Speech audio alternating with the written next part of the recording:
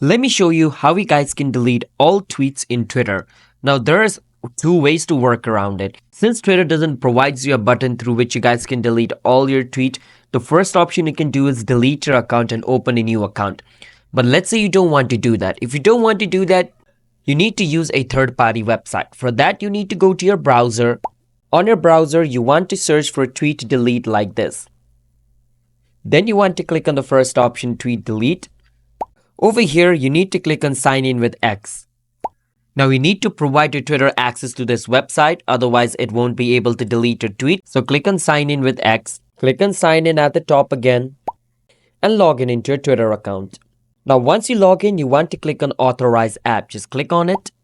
Now over here it's asking you for a subscription, you need to subscribe for this, but if you don't want to subscribe to this website, you can again just search for tweet delete and multiple thousands of free websites will appear. And just like how I showed you, you can authorize your Twitter. Make sure you connect your Twitter with those websites.